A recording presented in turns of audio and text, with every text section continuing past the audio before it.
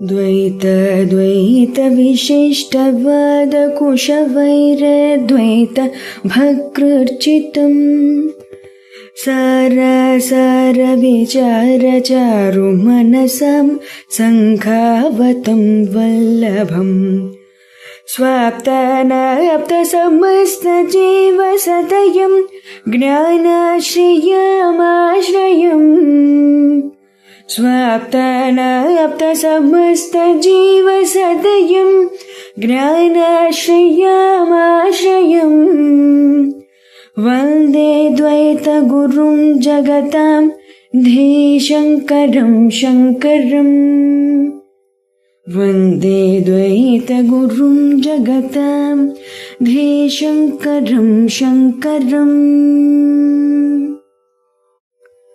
श्रुतिस्मृतिपुराणानाम् आलयं करुणालयं श्रुतिस्मृतिपुराणानाम् आलयं करुणालयं नमामि भगवत्पादशङ्करम् नमामि भगवत्पादशङ्करं लोकशङ्करं లోకశంకరం.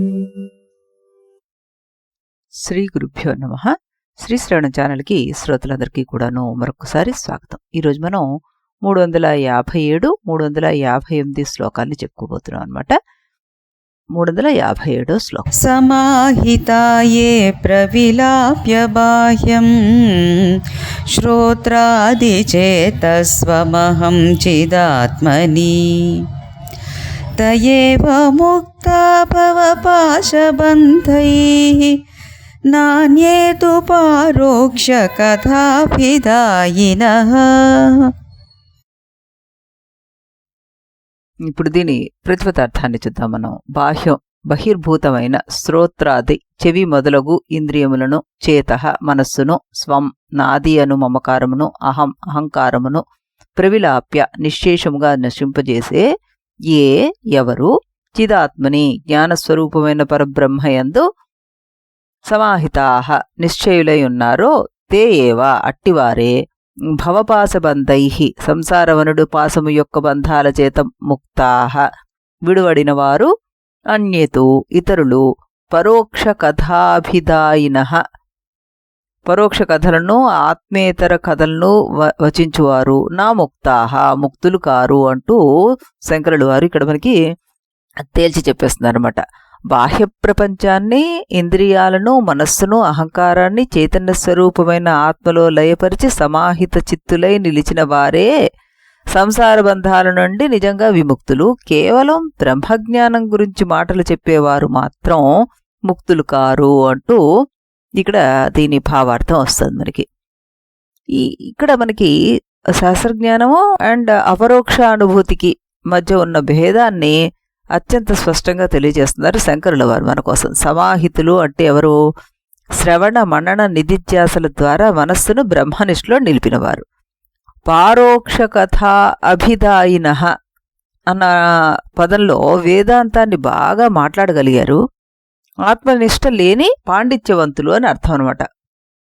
మోక్షం మాటల వల్ల కాదు, నిష్ట వల్ల మాత్రమే వస్తుంది అని చెప్తున్నారు శంకరుల వారు ఇక్కడ మనకి. ప్రతి వేదాంత విద్యార్థి హృదయంలో చెక్కుకోవాల్సిన శ్లోకం ఇది అని మనం చెప్పుకోవచ్చు.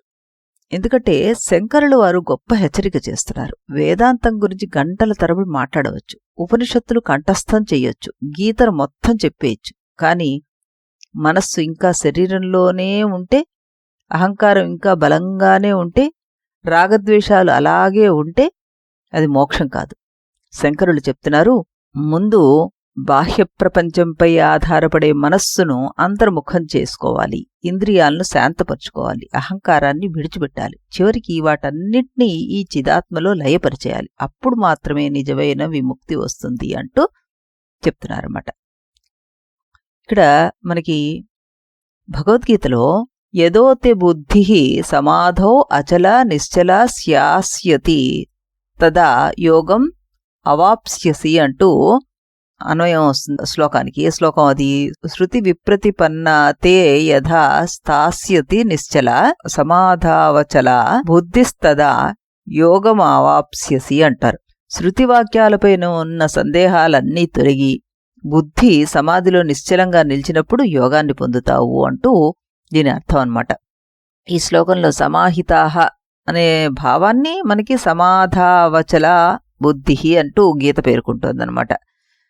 ఈ రకంగా మనం కృష్ణ పరమాత్మ వాక్యాలని ప్రామాణికంగా తీసుకుని ఈ శ్లోకాన్ని చెప్పుకోవచ్చు.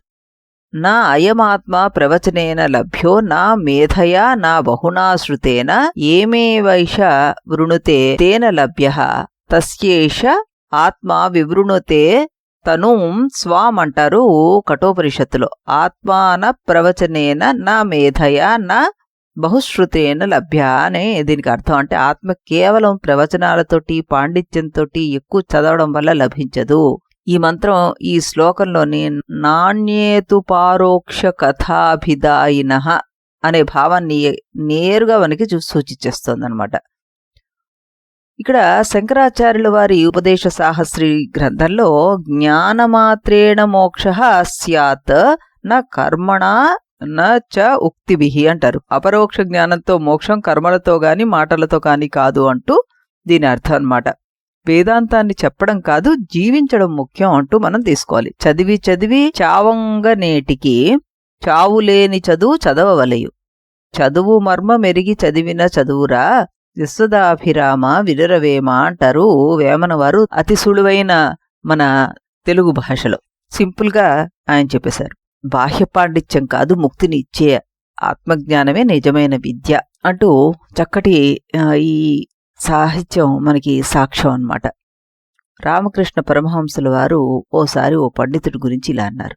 పంచాంగంలో ఈ సంవత్సరం ఎంత వర్షం పడుతుందో రాసి ఉంటుంది, కానీ పంచాంగాన్ని పిండితే ఒక్క చుక్క నీరు కూడా రాదు. అలాగే శాస్త్రజ్ఞానం గురించి మాట్లాడటం ఒకటి, ఆ జ్ఞానాన్ని జీవించడం మరొకటి. ఇదే ఇక్కడ శంకరుల వారి ఉద్దేశం. మనం ఈత మీద 100 పుస్తకాలు చదివాడు వాడు ఈత రానివాడే కావచ్చు. మరొక వ్యక్తి పుస్తకం చదవకపోయినా నీటిలో దిగి ఈత నేర్చుకుంటాడు. ముక్తిని ఇచ్చేది సిద్ధాంతం గురించి మాట్లాడడం కాదు, ప్రత్యక్ష సాధన అంటున్నారు ఇక్కడ శంకర్ల వారు. వేదాంతంలో ఇదే సత్యం అన్నమాట. అంటే ఆయన మన్ని సూటిగా ఏమడుగుతున్నారు? వేదాంతం నీ నాలుక మీద ఉందా, హృదయంలో ఉందా తేల్చుకో. నువ్వు నాలుక మీద ఉంటే అది వాదం, హృదయంలో ఉంటే అది మోక్షం అంటూ చక్కగా ఇక్కడ చెప్తున్నట్టుగా అనిపిస్తోంది. గురువు చెప్పిన సత్యాన్ని మనస్సులో నిలబెట్టి అహంకారాన్ని బ్రహ్మలో లయపరిచిన వాడే నిజమైన వేదాంతి. ఇది మనం అర్థం చేసుకోవాలి. శాస్త్ర పాండిత్యము, ప్రవచన నైపుణ్యము, వాద ప్రతివాదాలు ఇవన్నీ విలువైనవే అయినప్పటికీ అవి అపరోక్ష ఆత్మనిష్టకు దారి తీస్తేనే ప్రయోజనం. ఇంద్రియాలు, మనస్సు, అహంకారాన్ని చిదాత్మలో లయపరిచి సమాహిత చిత్తంతో బ్రహ్మస్వరూపంలో నిలిచిన వారే నిజమైన ముక్తులు అంటున్నారు మన శంకర భగవత్పాదులు వారు. వేదాంతాన్ని నువ్వు మాట్లాడకయ్యా, వేదాంతంగా జీవించు. నువ్వు పరోక్ష జ్ఞానం అపరోక్ష అనుభూతిగా వికసించినప్పుడే సంసార బంధం నశిస్తుంది. ఇదే ఈ శ్లోకపు పరమసారం. ఇదే అద్వైత వేదాంత యొక్క జీవన ప్రమాణం అంటూ మనం చక్కగా చెప్పుకోవచ్చు అన్నమాట. ఇప్పుడు మనం మరొక శ్లోకాన్ని కూడాను చూసేద్దాం. ఉపాధియోగాత్ స్వయమేవ భిద్యతే చోపాధ్యపోహే స్వయమేవ కేవలః తస్మాదుపాధేః విలయామ విద్వాన్ వసేత్ సదా కల్ప సమాధినిష్టయా. ఇప్పుడు దీని ప్రతిపదార్థాన్ని చూద్దాం. స్వయమేవ పరమాత్మ స్వరూపుడగు తానే ఉపాధి భేదాత్ శరీరోపాధి వలన విద్యతే భేదయుక్తుడగుచున్నాడు. ఉపాధి యొక్క అపోహే సతి నాశనము కలుగగా స్వయమేవ తానే కేవలః ఒక్కడే తస్మాత్ ఆ కారణం వలన ఉపాధి యొక్క విలయాయ నాశము కొరకు విద్వాన్ ఆత్మజ్ఞాని అగుచున్నాడు. సదా నిరంతరము అకల్ప సమాధి నిష్టయా నిర్వికల్ప సమాధి నిష్ట చేత వసేత్ ఉండవలను అంటూ చెప్తున్నారనమాట ఇక్కడ. మరి దీని భావార్థం ఎలా వస్తుందో మనం చూద్దాం. ఆత్మ ఉపాధులతో సంబంధం ఉన్నట్లుగా కనిపించినప్పుడు భిన్న జీవులుగా అనిపిస్తుంది మనకి. ఉపాధులు తొలగిపోయినప్పుడు అదే ఆత్మ అద్వితీయ స్వరూపంగా ప్రకాశిస్తుంది. అందువల్ల జ్ఞాని ఉపాధి తాదాత్మ్యాన్ని తొలగించడానికి నిరంతరము బ్రహ్మ సమాధి నిష్టలో నిలవాలి అంటూ చెప్పడం జరిగిందనమాట. ఇప్పుడు అసలు ఈ ఉపాధి సిద్ధాంతాన్ని శంకరుల వారు ఇక్కడ మనకి సంక్షిప్తంగా వివరిస్తున్నట్టుగా అనిపిస్తోంది. ఆత్మ ఎప్పుడు మారదు కదా, కానీ శరీరము, మనస్సు, బుద్ధి అనే ఉపాధుల వల్ల అది అనేక జీవులుగా కనిపిస్తుంది. ఉదాహరణకి ఓ సూర్యుడు అనేక నీటి పాత్రల్లో అనేక ప్రతిబింబాలుగా కనిపిస్తాడు. సూర్యుడు అనేకం ఏం కాదు కదా, అక్కడ పాత్రలు తొలగితే ప్రతిబింబాలు ఉండవు, మిగిలేది మళ్ళీ ఒక్క సూర్యుడే. అలాగే ఉపాధి తాదాత్మ్యం తొలగితే బ్రహ్మమే మిగులుతుంది మనకి. మనం సాధారణంగా మన వృత్తిని బట్టి, నేను వైద్యుడినో, ఇంజనీర్నో, నేను తల్లిననో, ధనవంతుడినో, వృద్ధుడినో, లేకపోతే నేను అన్న పదానికి ప్రతిసారి ఒక ఉపాధిని చేకూరుస్తున్నాం మనం. శరీరం ఒక ఉపాధి, వృత్తి ఒక ఉపాధి, వయస్సు ఒక ఉపాధి, జాతి, మతం, భాష ఇవన్నీ కూడాను ఉపాధులే. శంకర్లు వారు అడుగుతున్నారు, ఇవన్నీ తీసేస్తే మిగిలిందేమిటి? అదే శుద్ధ చైతన్యం, అదే పరబ్రహ్మం. మన సమస్య ఉపాధులు ఉండడంలో కాదు, ఉపాధులను నేను అని భావించడంలో ఉంది. సాధన అంటే ఉపాధులను నాశనం చేయడం కాదు, ఉపాధులలో ఉన్న ఆ తాదాత్మ్యాన్ని విడిచిపెట్టడం అంటారు. అభివ్యక్తం చ భూతేషు విభక్తమివ చ స్థితం భూతభర్తృచ్చ తజ్ఞేయం గ్రసిష్ణు ప్రభవిష్ణు చ అంటారు భగవద్గీతలో 13వ అధ్యాయంలో. తత్ అవిభక్తం భూతేషు విభక్తం ఇవ స్థితం అంటే ఇక్కడేంటి? బ్రహ్మ నిజానికి అవిభక్తం అయినా జీవులలో విభిన్నంగా ఉన్నట్లుగా కనిపిస్తుంది. ఇక్కడ మనకి ఉపాధి యోగాత్ విద్యతే అన్న భావానికి ఇది ప్రత్యక్ష ప్రమాణం కింద మనం చెప్పుకోవచ్చు అనమాట. భూతేషు విభక్తమివ స్థితం అన్నారు కదా, అన్ని జీవుల్లో విభజించినట్టుగా ఉన్నాడు. సర్వవ్యాపకుడైన బ్రహ్మకు భాగాలు లేవు, కానీ ఆ బ్రహ్మను ప్రతిబింబింపజేసే మాధ్యమం లేక తెలియడం లేదు. కాంతిని చేతి మీద మాత్రమే గమనించినట్లుగా బ్రహ్మ మాధ్యమం ఉన్న చోటనే తెలుస్తుంది. అంతేకాదు కాంతికి విభాగాలు ఉన్నట్టుగా పొరపాటు పడుతున్నాం. లైట్ హౌస్ ఉదాహరణ మనం ఎప్పుడూ మర్చిపోకూడదు. అందులో ఉన్నది ఒకే లైట్, కానీ అది బయటకు వచ్చేసరికి 3గా కనిపిస్తుంది. అలా ఉన్నది ఒకటే బ్రహ్మ, కానీ అనేకంగా కనిపిస్తాడు. దీన్ని ఈ రకంగా మనం ఇక్కడ తత్ ఉపాధి యోగాత్ విద్యతే అన్న భావానికి ఈ గీతా ప్రమాణాన్ని మనం చక్కగా చెప్పుకోవచ్చు అనమాట. ఇప్పుడు చాందోగ్యం ఏమంటోంది? తత్వమసి శ్వేతకేతు అంటోంది కదా, నీవు ఈ శరీరం కాదు, ఆ పరబ్రహ్మ స్వరూపుడివే. ఉపాధులను తొలగించినప్పుడు మిగిలేది ఇంకా బ్రహ్మే. ఆ సత్యాన్ని ఈ మహావాక్యం మనకి ప్రత్యక్షంగా బోధిస్తోంది అనమాట.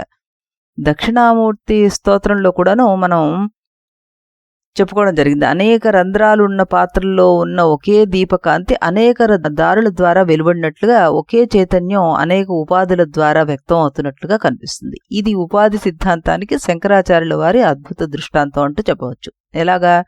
నానా ఛిద్ర ఘటోదర స్థిత మహాదీప ప్రభభాస్వరం జ్ఞానం యస్యతు చక్షురాధికరణ ద్వారా బహిః స్పందంతే అంటూ ఉపాధి సిద్ధాంతాన్ని ఇక్కడ శంకరాచార్యుల వారు దక్షిణామూర్తి స్తోత్రం ద్వారా మనకి తెలియజేయడం జరిగిందనమాట. త్యాగరాజు వారు కూడాను మనకి అన్నీ నీవనుచు అంతరంగమున తిన్నగా వెతికి తెలుసుకొనుము అంటూ చక్కటి కీర్తనని మనకి అందించారు. ఆ మహానుభావుడు బాహ్యనామ రూపాలను దాటి ఒకే పరమాత్మను దర్శించమని ఉపదేశిస్తున్నారు మనకి. ఇకపోతే సదాశివ బ్రహ్మేంద్రుల వారు ఓసారి ధ్యానంలో నడుస్తూ ఉండగా రాజభటులు ఆయన చేతిని ఖడ్గంతో కోసినా ఆయనకు దేహాభిమానం లేకపోవడంతో ఎలాంటి ప్రతిస్పందన చూపలేదని మనకి చరిత్ర చెప్తోంది. ఆయన తనను శరీరంతో కాదు శుద్ధ చైతన్యంతో ఐక్యం చేసుకున్నారు. ఇది ఉపాధి తాదాత్మ్య నివృత్తికి సజీవ ఉదాహరణ అంటూ మనం చెప్పుకోవచ్చు అనమాట. ఒకే ఆకాశం అనేక కిటికీల ద్వారా కనిపిస్తుంది. చిన్న కిటికీలో చిన్నగా కనిపిస్తుంది, పెద్ద కిటికీలో పెద్దగా కనిపిస్తుంది. రంగు అద్దంలో రంగు మారినట్లుగా కనిపిస్తుంది, కానీ ఆకాశం నిజంగా చిన్నది కాదు, పెద్దది కాదు, రంగు మారదు, కిటికీలు మాత్రమే మారుతున్నాయి. అలాగే ఈ శరీరాలు, మనస్సులు ఉపాధులు మాత్రమే. ఆత్మ ఎప్పుడూ ఒకటే.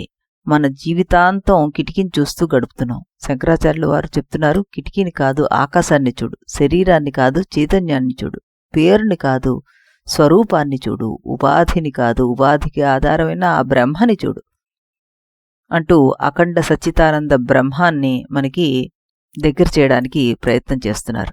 ఈయన ఏమంటున్నారు చివరిగా అంటే, అద్వైత వేదాంతంలో ఉపాధి సిద్ధాంతాన్ని అత్యంత సంక్షిప్తంగా స్పష్టంగా ప్రతిపాదిస్తున్నారు ఈ మహానుభావుడు. బ్రహ్మం ఎప్పుడూ ఒక్కటే, అఖండమే. అయితే శరీరము, మనస్సు, బుద్ధి వంటి ఉపాధుల వల్ల అదే చైతన్యం అనేక జీవులుగా కనిపిస్తుంది. ఈ భేదం పరమార్థ సత్యం కాదు, ఉపాధి కల్పితమైన ఆభాసం మాత్రమే ఇది అంటున్నారు. ఉపాధులు తొలగిపోయినప్పుడు కొత్త బ్రహ్మ ఏమీ పుట్టడం లేదు. ఎప్పటినుంచో ఉన్న అద్వితీయ బ్రహ్మస్వరూపమే స్వయంగా ప్రకాశిస్తుంది. ఈ కారణంగానే శంకర భగవత్పాదులు వారు ఈ సాధకులకి నిరంతరము బ్రహ్మనిష్టను ఉపదేశిస్తున్నారు. ఉపాధులను ద్వేషించాల్సిన అవసరం లేదయ్యా, వాటితో మీరు తాదాత్మ్యాన్ని విడిచిపెట్టండి. సమాధి అంటే శరీరాన్ని విడిచిపెట్టడం కాదు, నేను ఉపాధి కాదు, ఉపాధులకు సాక్షి అయిన బ్రహ్మనే అనే అచంచల నిష్టలో నిలిచి ఉండడం అంటూ జీవన్ముక్తికి ఇదే ద్వారం అంటూ ఆయన చెప్పడం జరిగిందనమాట. చక్కటి శ్లోకాలని మనం వినగలుగుతున్నాం. ఆ మహానుభావుడికి మరొకసారి ధన్యవాదాలు, ప్రణామాలు అర్పిస్తూ మళ్ళీ మనం రేపు ఇదే సమయానికి ఇదే ఛానల్లో మరో 2 శ్లోకాలతో కలుద్దాం. అంతవరకు సెలవు.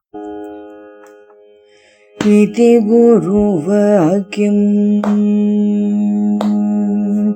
इति गुरुवाक्यं विधि वेदान्तं विदितारकमिति ब्रह्ममु इति गुरुवाक्यं विधि वेदान्तं विदितारकमिति ब्रह्ममु इति मोदलिदि नडुमिदि तुदि తెలిసిన వాడేవాడుగా ఇది మొదలిది నడుమిది తుది తెలిసిన వాడేవాడుగా ఇది గురువాక్యం విధి వేదాంతం విదితారకమితి బ్రహ్మము ఇది గురువాక్యం.